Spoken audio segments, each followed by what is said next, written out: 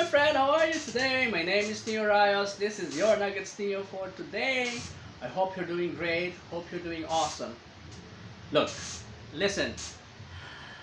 We wanted to change, right? We wanted to change things. We wanted to create something. Look, God has called us to be creators. That's what I believe in. God has called us to be creators, and therefore we must create something. I shared with you the last time on we have to look into how we can kita mo yung kilay ko, how we can build our economy online, because what's happening now, talagang tumigil yung negosyo. Like for me, my example, I've shared this with you. I went into, doing projects, consultancy, but offline in the traditional world. But because of what's happening, tigil lahat yung projects. May mga na-cancel, may mga na-postpone. And it's hurting, it hurts me, it's hurting my pocket. But dapat as head of the family, as a breadwinner, we have to look, always strive for something. How can we do something? How can we change our mindset? How can we change for the better so that eventually we will be prepared moving forward? And with that, I'd like to share with you. I've shared with you the Hearts assessment tool. I've shared with you my results. Ang dami ko pang kailangan baguhin sa buhay ko. Hopefully, you've done your part. If not, I invite you to go back to the previous posts and download the tool. Tapos, gawin mo rin para sa sarili mo, because that would be your benchmark. This past few weeks, I've been doing a lot of thinking, a lot of reflection, a lot of studying. Nilalamnan ko yung sarili ko. And one of the things that I learned is that for me to have lasting change, I need to follow 5 simple steps. I've shared with you the 2 steps in my previous post, and here they are. First step, no matter where you are, that's why I shared with you the Hearts tool. You have to get disturbed. You have to feel the pain. Kung ano man yung sabihin mo, wala namang akong hindi gusto sa buhay ko eh. Kaya, I doubt. Get disturbed. Because once you're disturbed, parang alam mo, there's something lacking. You wanted something else.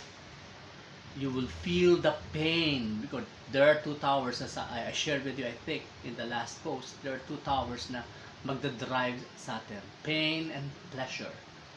Get disturbed. Ano yung sa tingin mo, parang hindi ako pinanganak para ganito lang eh. Kulang to eh. So you have to get disturbed. That's why I shared with you the Hearts tool.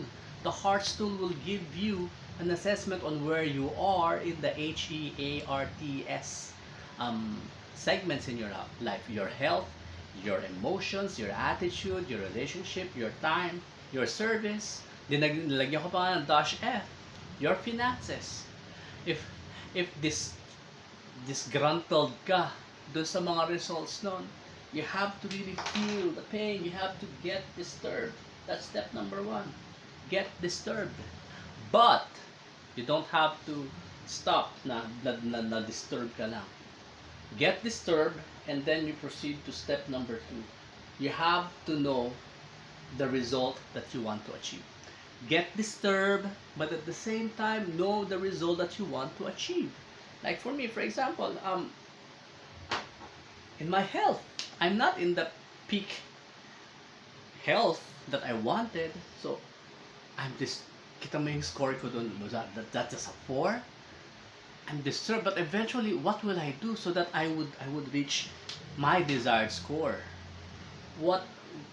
What's the result that I wanted? In my health, I wanted to have this energy. 16 hours of energy devoting to the things that I love to do the most. I'm at 147 pounds, 147 to 150 pounds. That's my weight with 12% body fat. So, that will be, tapos na-achieve ko yung heart rate ko every day. That's the result that I wanted. So, I'm disturbed with my current situation, and then I wanted the result. What specific result do I want to achieve? Then of course, hindi lang enough na alam mo yung result. You have to go to number 3. You have to know the purpose nitong resultang gusto mo. For me, bakit ko gusto yung I would have energy for 16 hours. I'm going on for 16 hours. Na ginagawa ko yung doing the things that I love. Having this positive mental attitude, positive emotions, and using my time, building my relationships. Purpose, because I wanted a life of freedom. I wanted a life filled with love. What's the purpose behind? This is your why. Like we said, if your why is big enough, the how becomes easy. Step number 1, you get disturbed. Step number 2, wag lang yung na-disturb ka. What results do you want to happen? Ano yung change that gusto mo ma-achieve? What are the results that you want to happen? Then why? What's the specific purpose? And then once you know the result that you wanted and the specific purpose, this will fuel you the purpose. This will give you the drive. That's your vision. And then why is it important? Then once you have your result, then you have your purpose, you have to develop your map.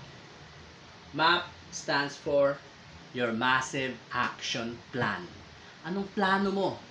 Like if, for example, if you wanted to be in tip-top shape, kung hindi mo alam yung result na gusto mo, and your purpose, like result, I wanted to be in tip-top shape, and then hindi klaro yung purpose mo, baka ang naiisip mo lang, kailangan ko tumakbo everyday, pero kung hindi ka makatakbo, paano yun? Hindi ko nagagawin. Why? Because you're missing the purpose and the result that you wanted. Do you get me?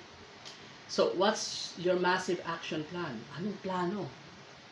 So, kung hindi mag-work yung isa, what's next? Tell your story. I wanted to achieve freedom. I wanted to build my business. I wanted to build multiple streams of income. So, I went out of corporate, and I went into consultancy. I went into coaching. I went into producing events. Tied up with a company, I produce events. But all those are doing it offline, traditional world.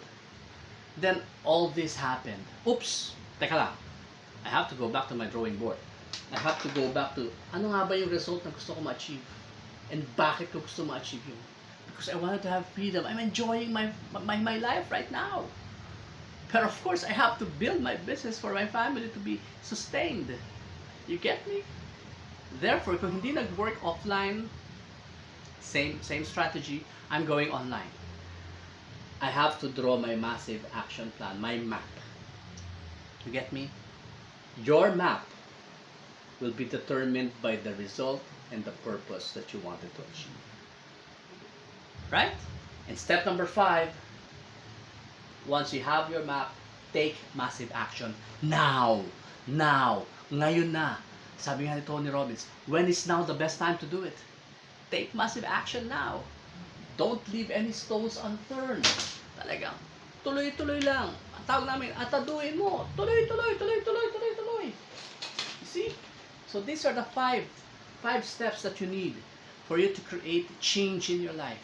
You have to get disturbed, kasi kung hindi ka disturbed, hindi ka kikilos. Kung hindi ka nasasaktan, hindi ka kikilos. You have to get disturbed. But not only being disturbed, you have to know what you want and the purpose why you want that, and then draw up your plan. See? Nagets nyo? Hey there, my name is Neo Rayos. This is your Nuggets Neo. I really pray that you're doing great today. There are trials, there are challenges na dumadating sa atin, but know this, always remember this. You have to stay awesome because you are an awesome champion, child of God. Anak ka ng Diyos. Hindi bagay sa iyo magalit, hindi bagay sa iyo grumble, mag-rant dyan because anak ka ng Diyos. Ginagawa to, nangyayari to because there's a purpose, there's a reason. You have to look deep within kung ano yung reason behind. If you find positive, if you find value in this video, share this with your friends, and together let's create positivity in the world today because the world needs it now. Thank you so much. God bless you. Bye-bye.